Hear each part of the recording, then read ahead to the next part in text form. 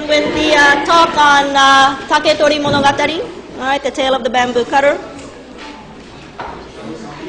Everyone ready? Everyone has the handout.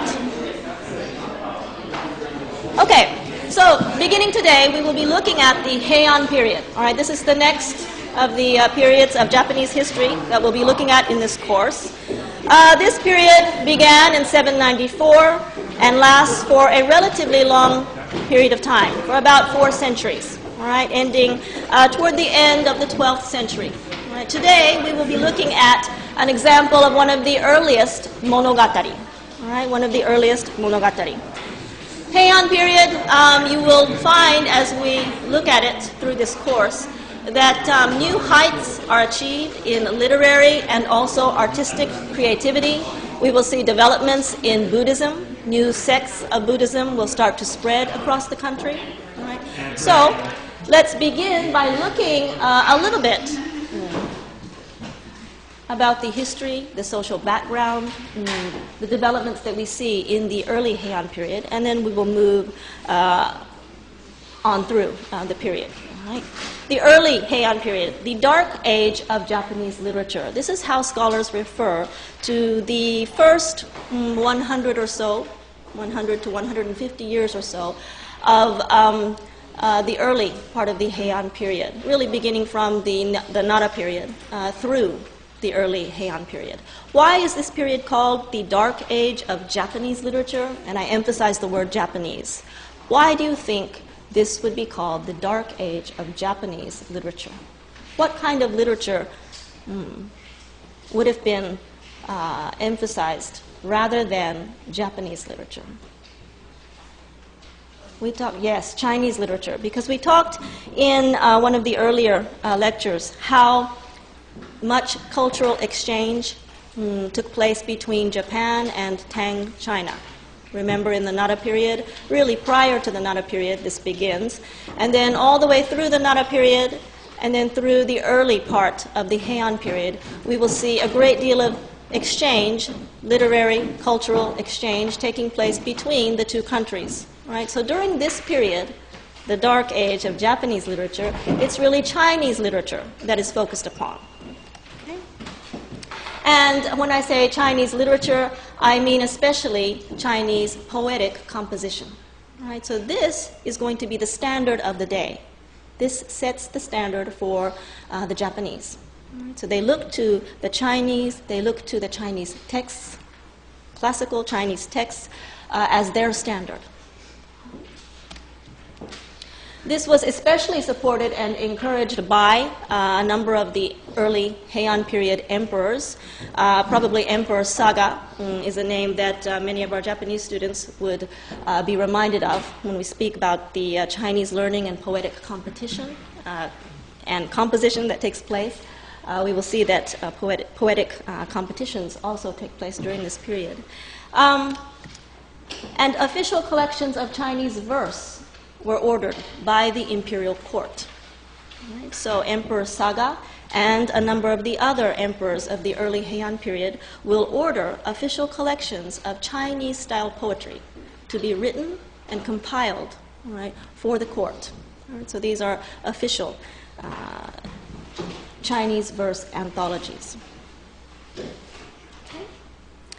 I'm going to move rather quickly through this. This is not material that you necessarily need to memorize. Right? This is intended to give you a background, right? A brief glimpse of the social, political, historical, cultural background of this period. Okay? The reading material that I give in this lecture, that I give out in this lecture, contains most of the material that is covered in the early part of the lecture today. However, all right, in 838, right, so this is at the turn of the century, we start to see a decline in the number of missions that are taking place, the missions that are being sent to Tang China. Remember that in the Nara period, we saw a number of official embassies being dispatched to the Asian continent via the Korean peninsula. There were other routes. They were all sea routes. Remember that they were very difficult undertakings. Travel in those times was difficult. But that was not really the main reason for the decrease or the decline in the number of embassies going to Tang China. The Tang dynasty itself was on a decline by this time. Right? So by and by, the missions slowly start to come to an end, and officially they will end in 894. So around the turn of the century, at the end of the 9th century, we will see an official closing of all, termination of all of these embassies, official embassies to the Asian continent. So what do you expect happens after this? There is now going to be a renewed focus on Japanese poetry.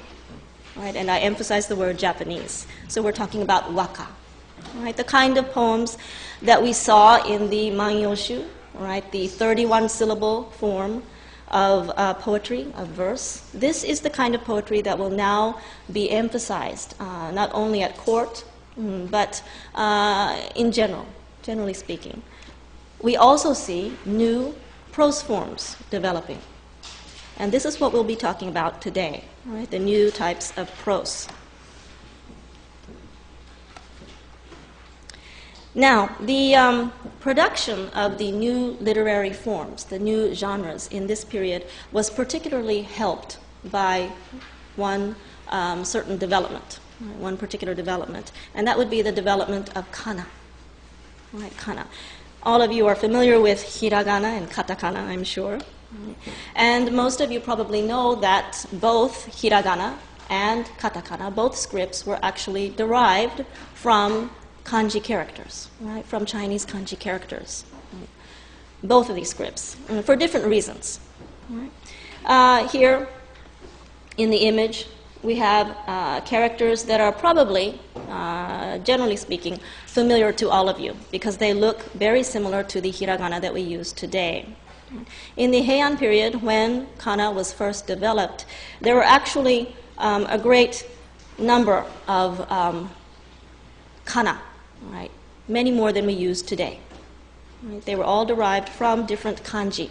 So for one particular kanji sound, a number of kanji might have been used originally to represent that phonetic sound. For example, the phonetic sound a, as in a, I, u, e, o. So we would have several kanji, perhaps representing the sound a. You can imagine that it would be very tedious and very cumbersome to have to write a long text completely in kanji, right? Because they would require a large number of strokes. So by and by, it became simpler and more convenient to write a simpler form of that kanji. Right? And in the Heian period, and in periods after the Heian period, we will see that a number of the forms are used to represent those sounds. Right? Nowadays, however, there are only about 50, right? 50 forms. So there's one particular form that we use for each phonetic sound in the Japanese syllabary. Right? There were more in the olden days. Okay? And it is this development of kana that becomes the vehicle for court women to write the new forms of literature that we see develop during this period. For example, we see poetry, the Waka, right? And then diaries, Monogatari, right? Etc. We will also see examples of essays, essay-style writing, essay-type writing developing in this period. Right? And it's women of the court especially, women of the nobility, who will proceed to undertake most of this development. I shouldn't say most, but much of it. Right? So they're going to be responsible. They're the ones now setting the scene. They're on the stage, ready to develop now these new forms, these new genres. However, we should remember that Heian male courtiers, right, men of the court, would still write in the official language, and that would be kanbun. Okay, so Chinese text, Chinese writing is still the standard of the day, and we need to remember this. Okay? The women would write in kana, and kana was sometimes even referred to as literally woman's hand, onnade, right? Because it was primarily the script for women to use.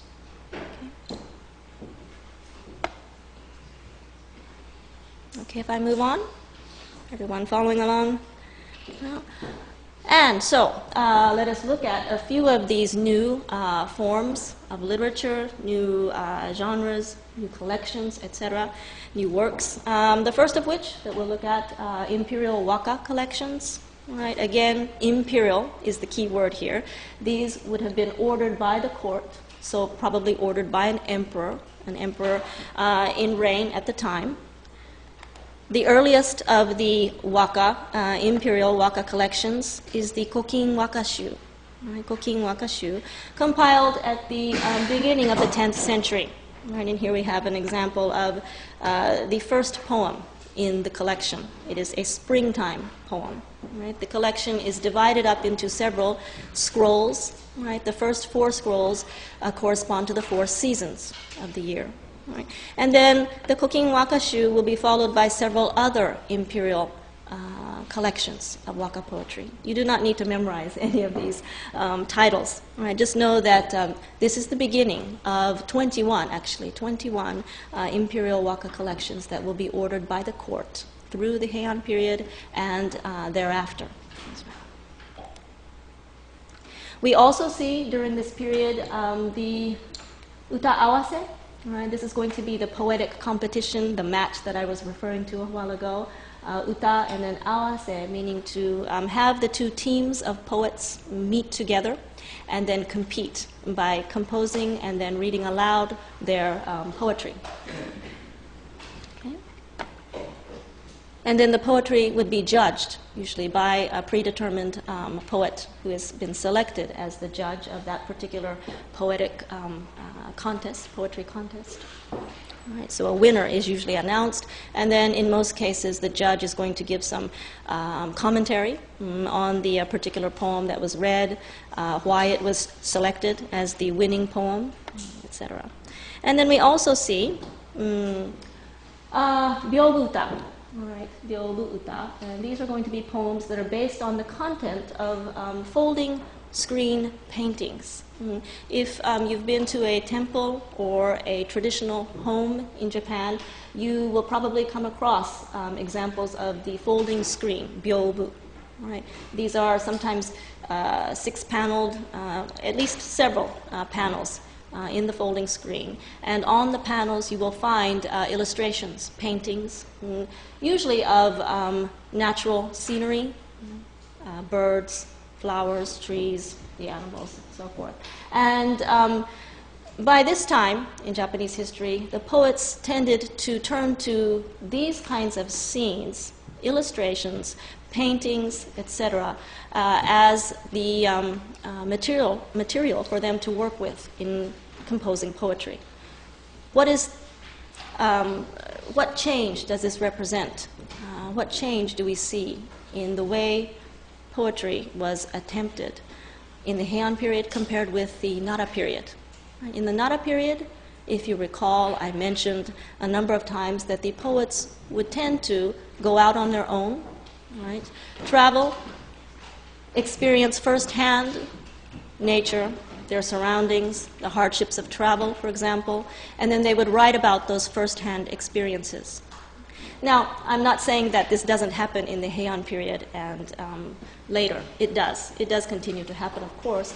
But by and by, you will see a trend for poets, a tendency for them to stay indoors sometimes, perhaps take part in a poetry match, uta awase, perhaps take part in some sort of poetry gathering at which the poets would sit around and contemplate what is depicted in the painting on the folding screen, on the byobu, right? And then compose their poems based on that experience, rather than first-hand experience. So that is one difference we see. All right. The other new development is the writing of diaries. Right? Journals were kept. This is not particularly a brand new development. Right? So I should correct myself. Diaries and journals were kept, right, by people in the earlier periods, but for different purposes. Usually the diaries and journals in the earlier history would be official journals, journals that would be kept for work. Right? So official courtiers would keep a diary or keep a journal and record the events of their day-to-day affairs as they would work for the court, for example. These would be mainly male courtiers. So men of the court would keep official diaries. However, in the Heian period, we begin to see new forms of the diary. Right? We begin to see more personal journals, journals that record personal memoirs, personal events experienced by the author, by the owner of the journal. One of the earliest examples of the Heian period diary and a new form of the diary would be the Tosa-nikki, right? Tosa-nikki, written by a man named Kino Tsurayuki. Kino Tsurayuki was actually one of the main chief compilers of the Kokin Wakashu, the first of the Imperial Waka anthologies. And then this is going to be followed by several more major diaries, considered major by scholars today, Kagero Nikki, Izumi Shikibu Nikki, and Sarashina Nikki. Again, you don't need to remember or memorize any of these titles.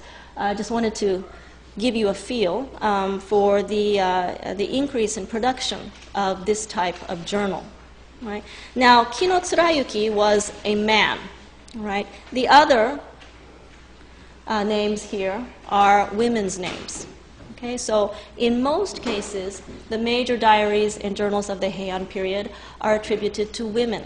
Right? It was the women who kept these diaries and journals. And that makes sense because they are of a more personal nature, right? They record perhaps the events that a woman experiences in her marriage, right? The difficulties that she might have encountered in life at court, etc. Right? But the very first of these, it is interesting to note, is written by a man. Right? And there's something else about the Tosa-nikki that is a little bit interesting and that we should take a few moments to contemplate. Right? So Tosa-nikki, a Tosa journal. What kind of journal was it? Well, it describes an unnamed governor's return to the capital from finishing a 5-year term in Tosa province. Tosa province is present-day Kochi prefecture on Shikoku Island. So it's going to be a little bit south of our area, of the Kansai area. So he has been dispatched to Tosa province. He spends 5 years there, right, with his wife. His daughter goes with them on the journey, but unfortunately, she passes away. He loses his daughter while he and his wife, his family, are in Tosa during his term as governor. This becomes the theme of the journal itself. Right, the loss of his daughter, his beloved daughter, the sadness, the feelings of loss are depicted in the many, many poems that are contained in the Tosa-nikki. Right? Kino Tsurayuki was one of the leading poets of his time. So it's not surprising that he would have been selected by the court to help compile the Imperial Waka anthology, Kokin Wakashu. And it's not surprising that his own diary, journal, contains some 60 poems. Right? And most of them center around this theme of loss, right? The loss of his daughter. However, there is one other point that is interesting to note about the Tosa-nikki, and that's why I chose this particular journal as one to look at in a little bit more depth. Tsurayuki actually writes not as himself, as the author, but as a woman.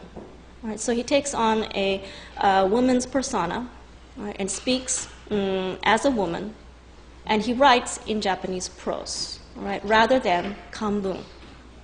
So this is a deviation, a departure from past practice. Remember that I mentioned that it was the official journal written by men, right, that we saw earlier on. Right? And most likely, since it was an official journal, it probably would have been written in kanbun, because that was the official language of the day. But Tsurayuki deviates from this, and he writes his journal, Tosanikki, in Japanese prose. And in the opening lines, he says something like this: I intend to see whether a woman can produce one of those diaries men are said to write. What does this indicate? Well, Tsurayuki, as a man, ordinarily would be writing his diary, if he's going to keep a diary, a journal, in kanbun, right, the official language.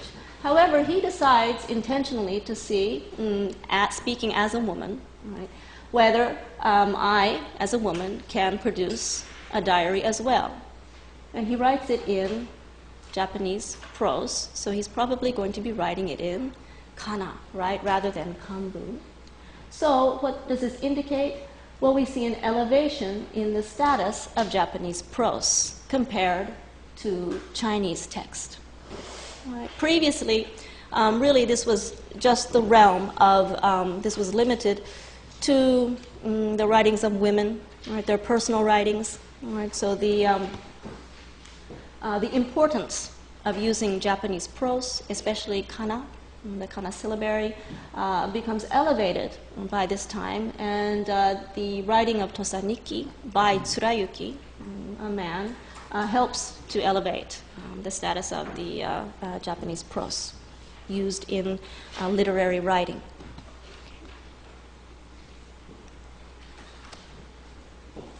And then, finally, today, we will be looking at this particular type of literary work.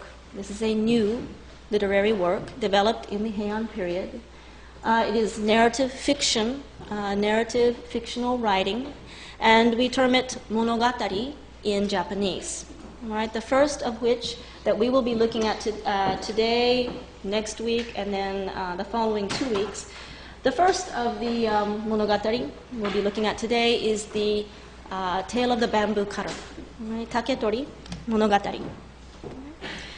Compiled or finished, completed sometime toward the late 9th century or early 10th century. It's not known exactly when. And this is not uncommon when it comes to the early Monogatari, the early works of literature in Japanese history. So we don't know for certain. We don't know the author as well. Right? So this is an anonymous tale as far as the study of it is concerned. We don't know these days who was responsible for originally penning this work. This particular Monogatari is considered the parent or the ancestor of all Monogatari. All right, so it's the first, and we will see in a minute why. All right, it's considered the parent or the ancestor of all Monogatari to come. The other one that we'll be looking at, and this will be next week, is Ise Monogatari. Ise Monogatari, and this is the tales of Ise, compiled a little bit later, probably early 10th to early 11th century. Again, we don't know exactly when. In the tales of Ise, the episodes, there are many. Right? It's really a collection of short, very short, succinct, compact episodes. Right? They form the many, many chapters comprising the tales of Ise. And each of these episodes, not always, but often, you will find it beginning with a certain line. There once was a certain man, mukashi otoko, so a man of long ago, a man of former times. Right? So this is how the episodes will begin. We'll see that next week. Right? There is a presumed model for the tales of Ise. That would be Ariwara no Narihira, right? A Heian court poet, an actual person who existed, lived in the Heian period. He is the presumed model for the tales of Ise. Okay. And then, of course, we will be looking at Genji Monogatari, and that will be about in about 2 weeks or so. And we will spend at least 2 periods looking at Genji Monogatari, the tale of Genji, penned sometime, completed sometime in the early 11th century.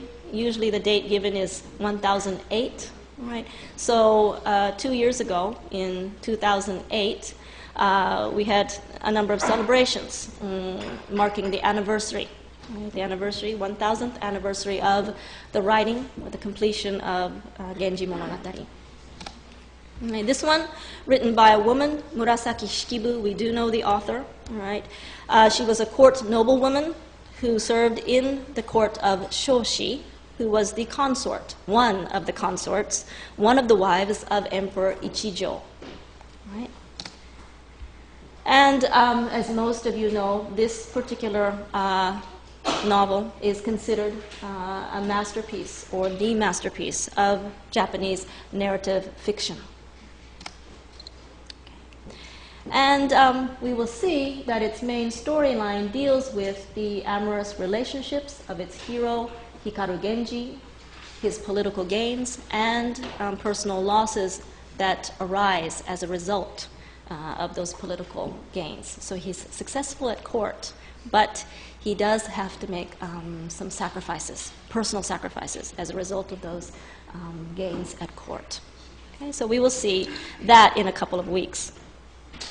Okay, so for now, let's go ahead and look at the Tale of the Bamboo Cutter. Right.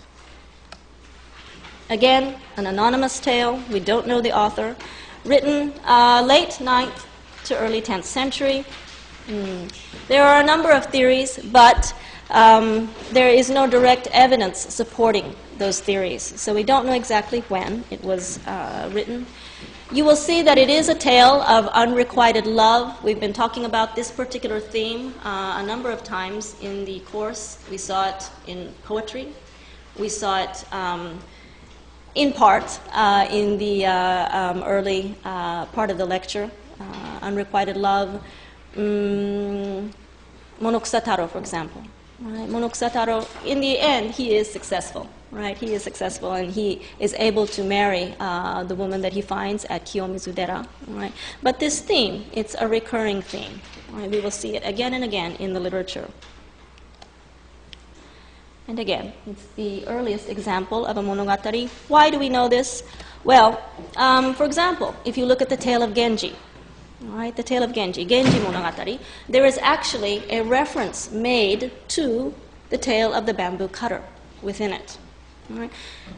In this particular chapter of the tale of Genji by Murasaki Shikibu, the chapter is called A Picture Contest, E Awase. So rather than uta awase, we have a competition, comparing to illustrations.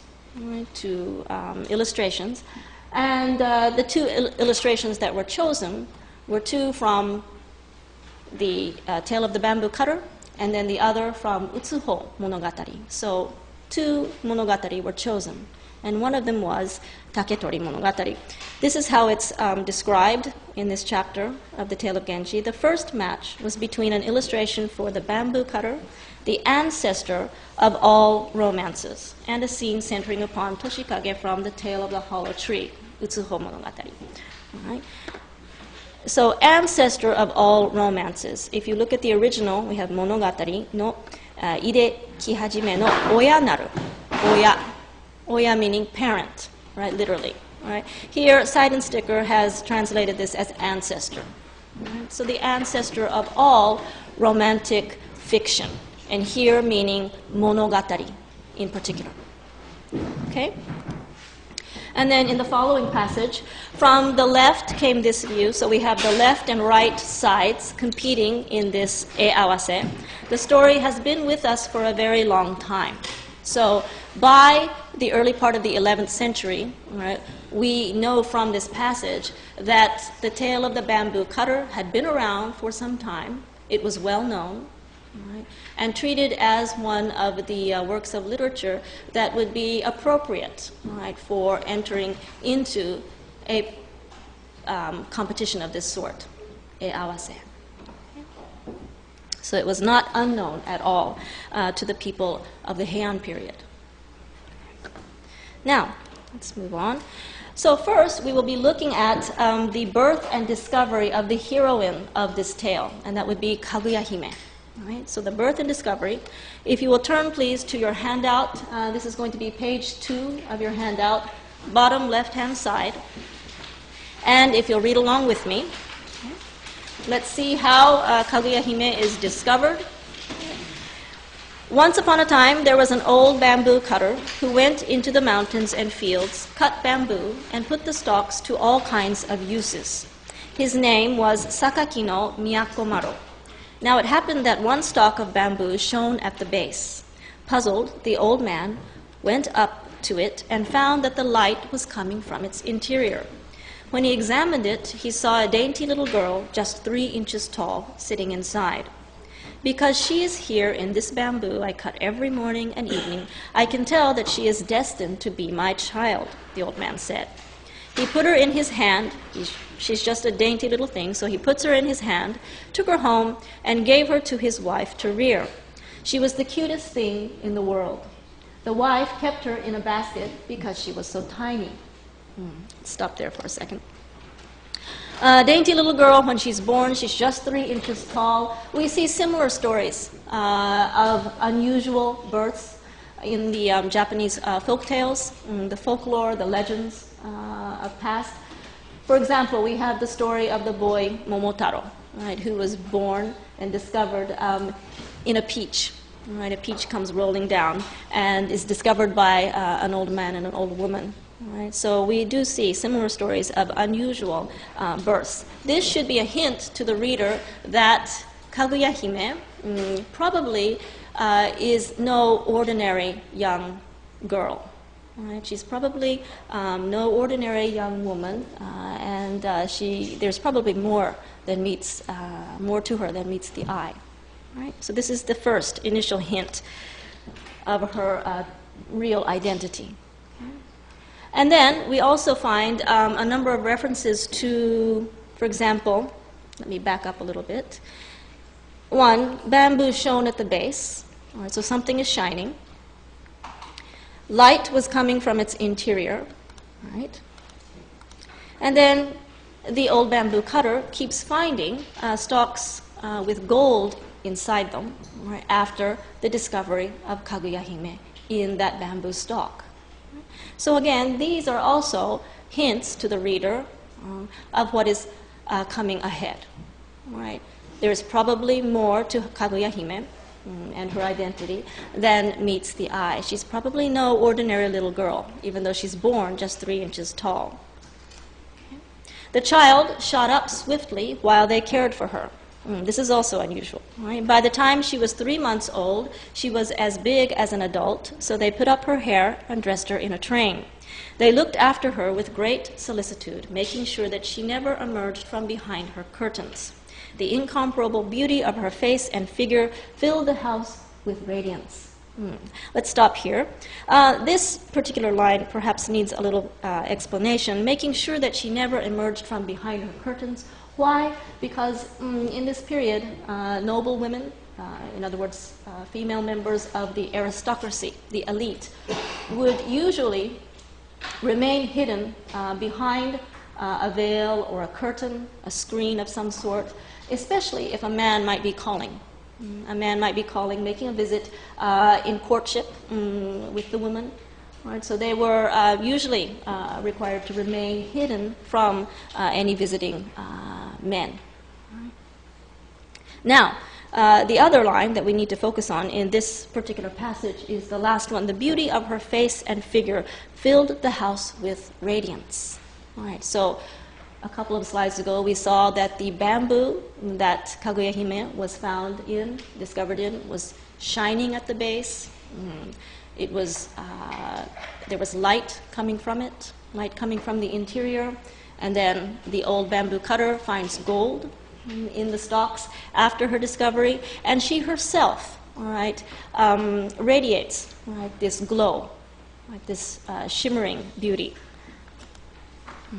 This can all be seen as probably the author's attempt to portray Kaguya Hime, our heroine, as the ideal woman.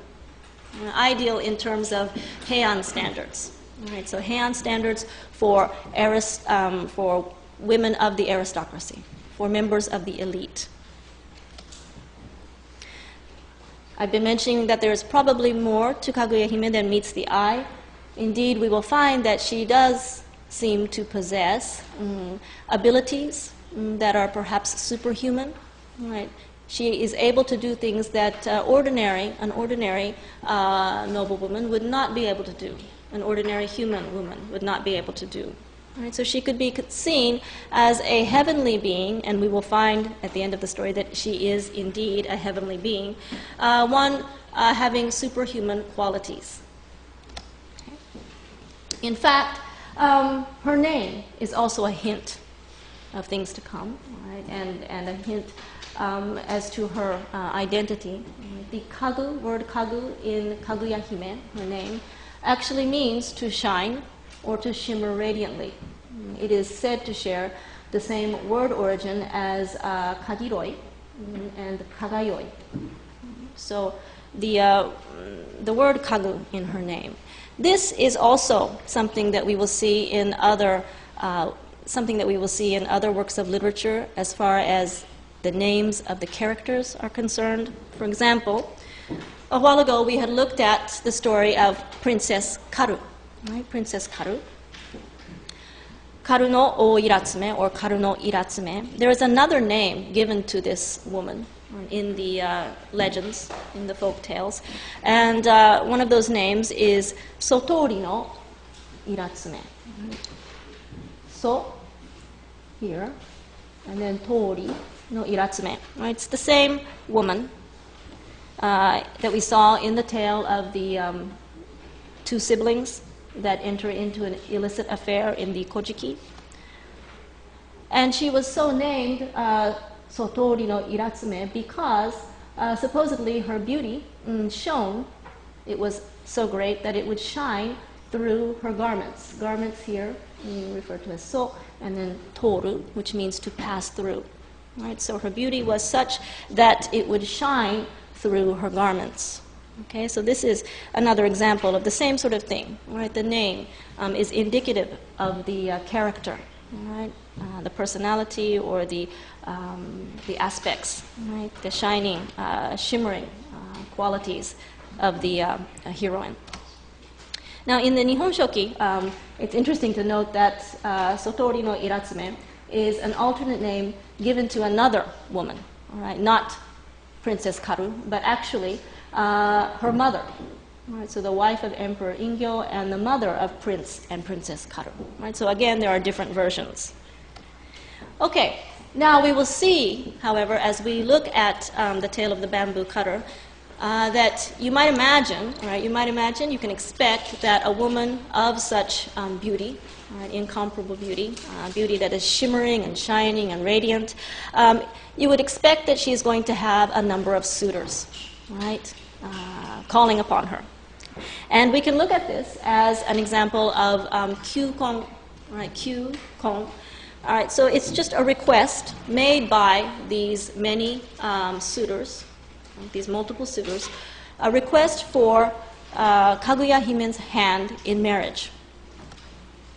All right, so we are going to find in the story that multiple suitors, in fact 5, and then also the emperor himself, are going to compete for Kaguya Hime's hand in marriage. Right? This is seen as kyukon. However, all of them, as we have found out, are going to be unsuccessful in their attempt. Even the emperor himself is unsuccessful.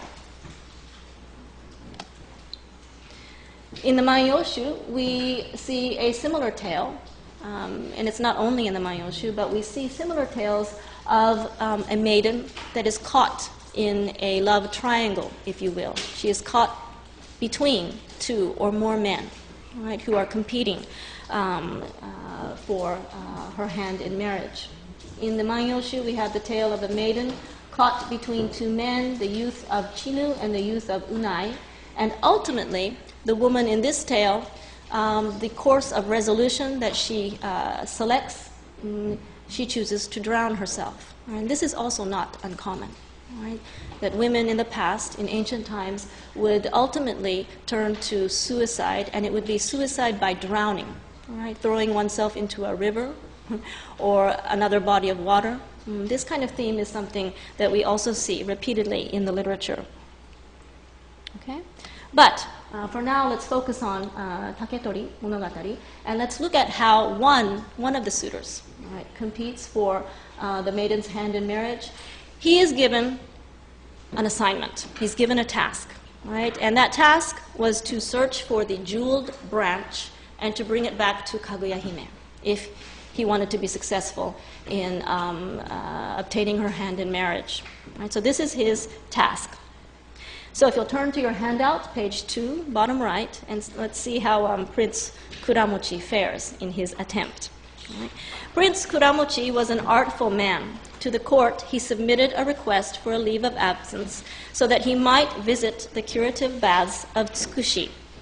To Kaguya-hime's house, he sent word that he was going to fetch the jeweled branch. Then he departed from the capital. So he intends pretty much to fabricate this entire story, right? That he has actually gone, found the jeweled branch, and that he has brought it back to Kaguya-hime. He has completed successfully his assignment. Right? But indeed, it's not the case. Right? 3 days after his pretended departure, the prince came back again in the boat. He had already called in the 6 best metalsmiths of the day and had built a house in an inaccessible spot and set up furnaces inside 3 sets of walls. Now he brought the smiths to stay in the house, joined them there, and supervised the fabrication of a jeweled branch. All right, so it's a phony. It's a copy, an imitation, using all the resources of his storehouses and 16 estates. He had them make the branch exactly according to Kaguya-hime's specifications. Then, having managed the whole affair with the utmost resourcefulness, he sneaked into Naniwa. Naniwa is the port, right, that he would enter and then make his way up to the capital to return to Kaguya-hime. The prince sent word of his return to his mansion and sat around looking exhausted.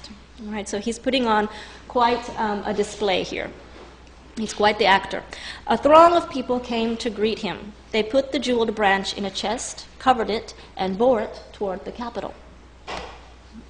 Kaguya-hime, as you might imagine, was astonished and upset by the prince's arrival with the branch. And now, next, she's speaking to the bamboo cutter. I asked for something hard to get because I didn't want to be stubborn about refusing you, because she has no intention of marrying either Prince Kuramochi or any of the other suitors as well.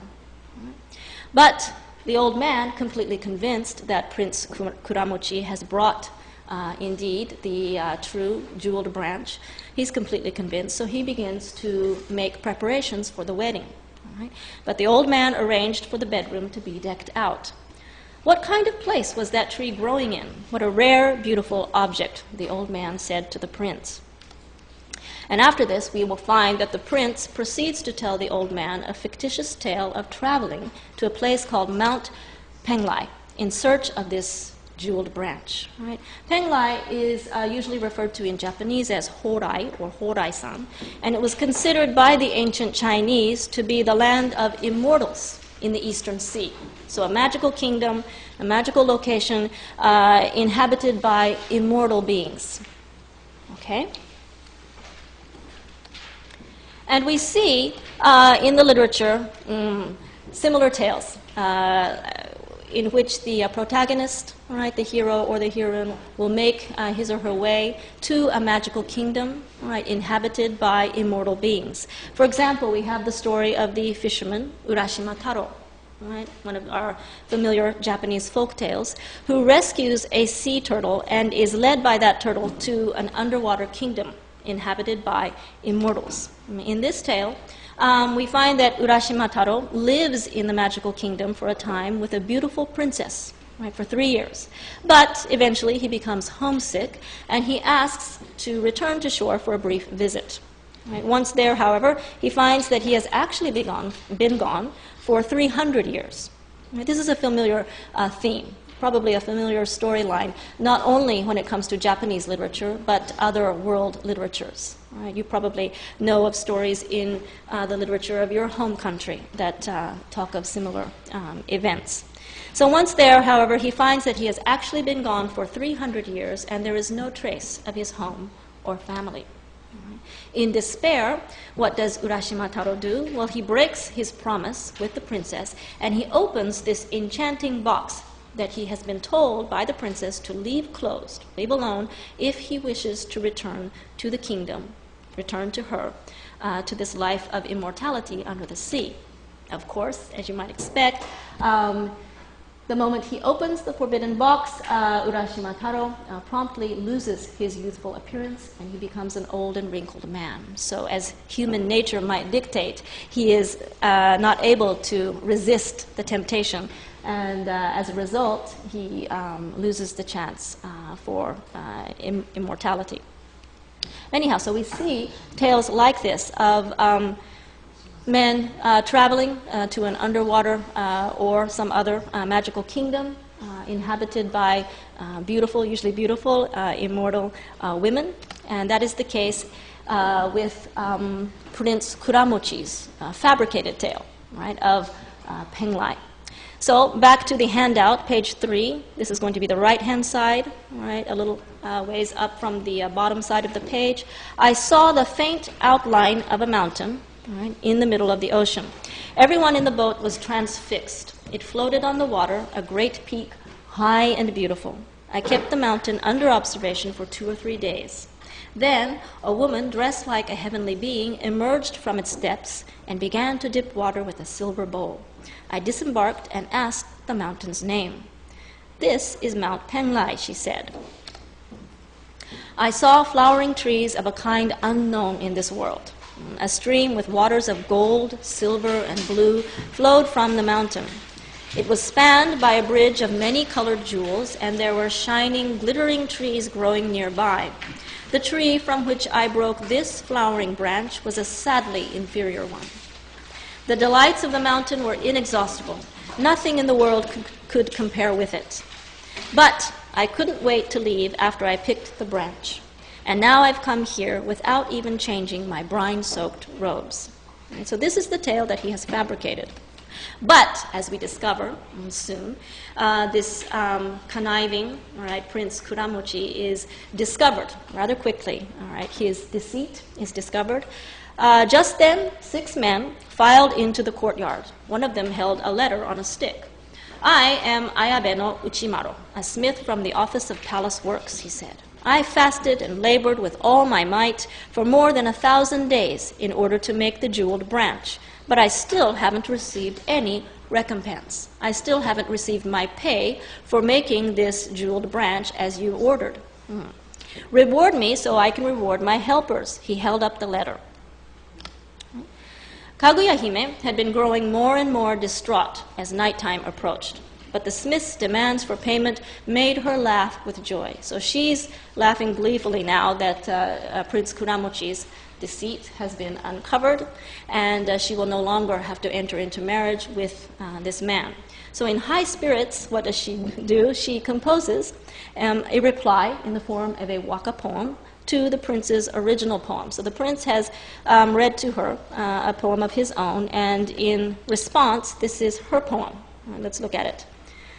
Makoto kato kikite mitsureba. I thought it genuine. I thought, in other words, that the jeweled branch was genuine, as I thought your words sincere.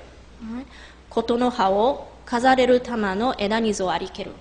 So, but the jeweled branch, like the leaves of your words, stems from a tree of deceit. What is happening here? Well, in this poem, we see the use of a poetic device, usually referred to as engo, use of related words. Words, in other words, having a common denominator. For example, in this poem, we have branch, okay? And then in Japanese, eda, right? And then we also have leaves, right? So koto no ha, and then ha, literally meaning leaves. Koto no ha here is a reference to the words spoken by Prince Kuramochi. We have the word in modern Japanese kotoba, right? Kotoba. And so koto no ha meaning words, the words spoken by Prince Kuramochi, and then ha in koto no ha meaning leaves. So there is a relationship between eda and ha, right? They both are parts of a tree. And so this is the kind of poetic device that we will see frequently being used in poems of the Heian period and thereafter. Right? We don't see this as much in the earlier poetry. Okay, so this is what she has, this is the type of poem that she has composed in response to Prince Kuramochi, and now she is free, right, free from marrying him. Okay, ready to move on? So, what can we glean from this? This is probably an example, a good example of the type of story in which we see nandaimuko, right, this particular theme, nandaimuko, the use of riddles, tasks, difficult assignments to counter suitors. Right? Now, we have seen this somewhere else in the literature already. Right? In this particular story, Kaguya-hime gives each suitor, her 5 suitors, an impossible task. And in this particular story, none of them succeeds. Right? We saw how Prince Kuramochi failed rather embarrassingly. And all 5 of the suitors are going to meet a similar fate. Where else have we seen nandaimuko? Where else in the literature? Anybody? The use of riddles, tasks, sometimes in the form of poems. Someone say it?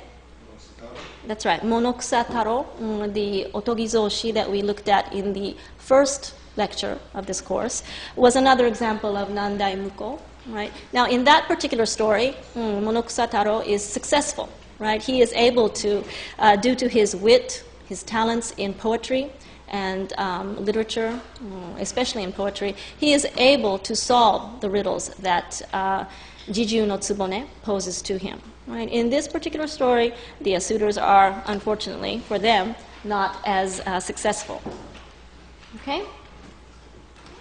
Now, in the conclusion of the story, what do we see? Well, we find that Kaguya-hime must now return to the moon. Right? This is her home. Right? A celestial palace on the moon is where she has come from. This is the home that she must return to. Right? So let's look at this. This would be page 5 in your handout, left-hand side. Right? Kaguya-hime has told the old capital that messengers from the moon will come for her on the 15th of the 8th month. The bamboo cutter has asked the emperor for help. Right? So the time has come for Kaguya-hime to make her journey back to the celestial palace on the moon. Right? It happens to be the 15th of the 8th month of the lunar calendar. Does anyone know why?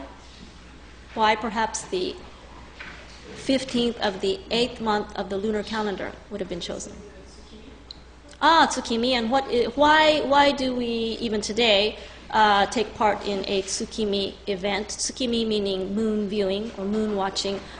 Why? At this time of the year. So under the lunar calendar, the 8th month corresponds to Chushu, the middle of autumn, actually. Right? Because the lunar calendar is off by about 1 month when compared to the Western solar Gregorian calendar. All right? So actually, the 8th month, August, is not summer, not midsummer, but mid-autumn. So the moon supposedly was particularly bright and particularly round right around this time of the year. Right? So this is going to be the 15th of the 8th month, so the night of the full moon during mid-autumn, Chushu no Meigetsu. Right? We still celebrate to a certain degree Chushu no Meigetsu today. Other Asian countries probably do as well. Right? So this particular full moon, this time of the year, was seen as being particularly round and bright. Right? So one that was celebrated. So Kaguya-hime now must make her way back. Right? So at this point, her parents learn their daughter's true identity. Okay? Kaguya-hime is not a human, but rather an immortal, celestial being who must now return to the moon. Okay, so let's see how this happens. Now, this is Kaguya Hime speaking. All right, so page 5 of your handout. It must be because our karma affinity was short that I have to leave so soon. It won't be easy to go without doing anything for my parents. These days, I have kept going out to the veranda to beg for permission to stay just this year, but my appeals have been rejected. That's why I've been so sad. I can't bear to go away knowing I've been nothing but a bother to you. People who live in the Moon Palace are blessed with beauty, eternal youth, and freedom from care, but it doesn't make me happy to be going there. I want to be here when you get old and feeble. Okay, now, let's look at this particular word before we move on. Karma affinity. A reference to karma affinity is something that you're going to find in the literature of this period and later periods time and time again, especially in the Monogatari that we look at in this course. We will see it again in the tale of Genji. Can anyone explain to me what karma affinity means here? We actually saw it earlier as well in Monokusataro. We did see it there. I didn't mention it in detail. Can anyone give me an explanation of karma affinity? Why is she talking about karma affinity here? This is a Buddhist concept, Buddhist idea that refers to the bond that people believed they had from a former life. Right? So a bond to someone or something, some event in their former life that would predetermine, dictate how things would go in the next life. Right? So their fate, destiny, was believed to be predetermined by the person's actions in a previous life. Right? So this is the karma, the bond that is going to be mentioned time and time again in the literature, especially of the Heian period. Right? And we'll see why when we talk about the tale of Genji, why this reference is repeatedly, frequently used. Right? In Japanese, it can be referred to as sukuse or shikuen. There are several different terms. But this is something that you will probably want to remember. All right? So be sure to jot this down. Right? Karma affinity, the bond from a former life. Okay, now, everyone got that? Yes? I understand that it's like what is karma, but what does it mean that affinity was short? Was short because we didn't have a strong enough bond, all right, to keep us together for a longer period of time. So our particular bond was not one that was strong enough for me to stay on Earth with you. If our bond had been stronger, if we had had a better karma affinity with one another, predetermined from our previous lives and previous actions, then I might have been able to stay on Earth with you. Unfortunately, we were not as lucky in this case. Our bond was not strong enough for me to stay on Earth. So it's just about a bond between people? Or? Right, essentially, yes. But it's dictated from that person's actions in their previous life. Right? And there's a Buddhist concept notion that one goes through a cycle of lives, a cycle of stages, right? And from one life to the next, you have certain bonds that would dictate how your life would go in the next stage, the next life. Does that make sense? Okay. Any other questions? Okay, now, I gave out an assignment last week for you to be thinking about, and this would be the topic for group discussion at the end of this lecture today. Let's go ahead and give you a few minutes to be thinking about this together as a group. You have been divided up into groups of 3 to 4. These are the questions that I would like for you to be thinking about. All right? We have not looked at the final conclusion of this story. All right? This is for you to be thinking about. Discuss with your group members how Kaguya Hime is portrayed at the end of the story, right, as she prepares to return to the moon. And how does this compare with her character and behavior in the earlier chapters? Right? Does Kaguya Hime exhibit certain qualities or behavior at the end that she didn't exhibit before? What kinds of thoughts and emotions does she express at the end of the story that she probably would not have or might not have expressed earlier during her stay on Earth? Okay, this is what I'm looking for. All right. So please think about this, discuss this with your group members, and in about 10 or so minutes, I'll ask for some comments from the floor. Okay? Okay, go ahead and begin.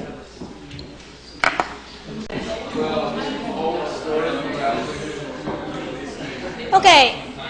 I've been coming around and listening to your discussions. Most of the groups seem to have arrived at similar conclusions. Okay?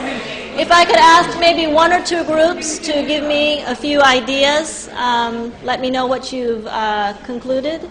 And then we'll probably spend the first few minutes of the next lecture continuing this discussion. I think you are on the right track, but maybe we need to practice finding specific examples in the literature to help support our conclusions.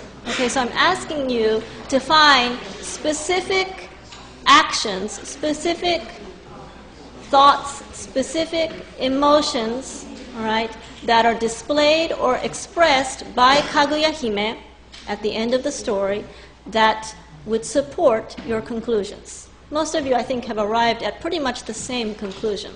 But I need to hear a little bit more detail. I need to hear more specific examples in order for me to be convinced, right, that that is indeed the conclusion that can be drawn. Right? So let's go ahead and hear from a couple of groups. How about this group over here with Lao-san? Lao-san and your group? Anybody in the group is fine.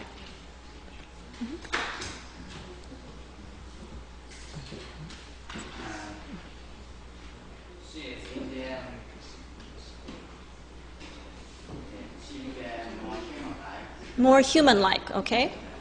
And how so? What specific examples in the text do you find?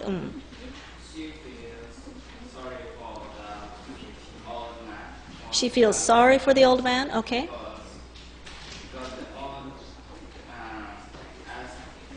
asked the to take him to the moon with her and so she's sorry to leave. She expresses regret leaving the old man and the old woman. That's right. So she expresses and displays human qualities, human emotions toward the end of the story, especially as she is about to depart for the moon. Good. Now, let's look at this. One more time. It must be because our karma affinity was short that I have to leave so soon. It won't be easy to go without doing anything for my parents. So this is probably one example that you could cite. These days I have kept going out to the veranda to beg for permission to stay just this year, but my appeals have been rejected. That's why I've been so sad. One of our other groups mentioned that Kaguya-hime expresses sadness, right? Something that she might not have done, probably would not have done earlier on. Let's hear from another group. All right. How about I don't know. How about Yurian-san's group? What else do you see in the literature? We mostly had the same idea that she shows a lot more human sides, and also that she shows appreciation of being or having been on Earth. Okay. Which she before didn't do because she just tried to distance herself from the normal conduct. But now that she has to leave, she seems to realize that what she's experienced is also something she can appreciate. Okay, and so appreciation for these human qualities, right? Human emotions, human behavior. What else do we see in the text that would indicate this, that is evidence of her display, her expression of human emotion? I've underlined two particular examples. Right? I can't bear to go away knowing I've been nothing but a bother to you. How about the next line here? But it doesn't make me happy to be going there. I want to be here when you get old and feeble. So, as Yulian-san mentioned, she now understands what the old man, the bamboo cutter, and the old woman have done for her. They have raised her. She now is able to appreciate, right, what has been done for her. She would now like to return the favor. Right? This is something that she might not have done earlier in the story. Another group mentioned a while ago that Kaguya Hime earlier on in the story expresses selfishness. She displays selfish behavior. Yulian-san also mentioned that. Good. The next passage, we meant to have her stay only a short time. This is the king talking, but you have received much gold over many years and have come to be quite a different person. This is the king talking to the bamboo cutter. Kaguya Hime had to spend some time in your humble dwelling because she committed a sin. Now that the sin has been expiated, now that the sin has been paid for, she has paid for that sin by spending time on earth, we've come to fetch for her. You can't stop us by weeping and wailing. Send her out right now. We have taken care of Kaguya Hime for more than 20 years, the old man answered. It's odd that you should talk about a short time. There must be somebody else called Kaguya Hime. He still cannot accept the idea of her returning. All right. The king brought the carriage to the roof without bothering to answer. Kaguya Hime, why do you linger in that unclean place? He said. The locked strong room door flew open in a twinkling. Now I'm going to stop here and pose another question for you to be thinking about by next week. Right? I would like for you next week to sit with the same group members, right, from the beginning of class, so that you can continue this discussion. There is a line here, why do you linger in that unclean place? Right? What do you find in the conclusion of this story, right, that indicates, that is indicative of the king's perception of the bamboo cutter's world? Right? What kind of depiction is being made of Earth, of the world of humans, right, in contrast with Kaguya Hime's world on the celestial palace in the moon? Right, so I would like for you to be thinking about this contrast, right, and why it's being made. Why is this contrast being made? As well as I would like for you to continue looking at the text. Right, look at the text at the conclusion of the story, and please try to find specific examples in the text that indicate how Kaguya Hime, at the end of the story, does indeed display more human-like, humanly behavior. Right? There are other examples in the text. This is an exercise that hopefully will help you when it comes time to write your term paper. Right? Because this is the kind of thing that I will be looking for in your term paper. The ability to find specific examples, the ability to cite specific examples in the text in order to support your ideas. Right? I'm not going to say that someone is right or wrong when it comes to interpreting a passage in the literature. Right? That's up to you, and I don't have the authority to say with 100% certainty that someone is right or wrong. It's up to you to convince me, all right? To convince me by citing specific passages, specific examples in the text. Okay? There are other examples in the text if you look closely. Okay, we'll stop there, and if you don't have any questions, we'll see you next week. Please bring the handout, all right, on the tail of the bamboo cutter to class next week.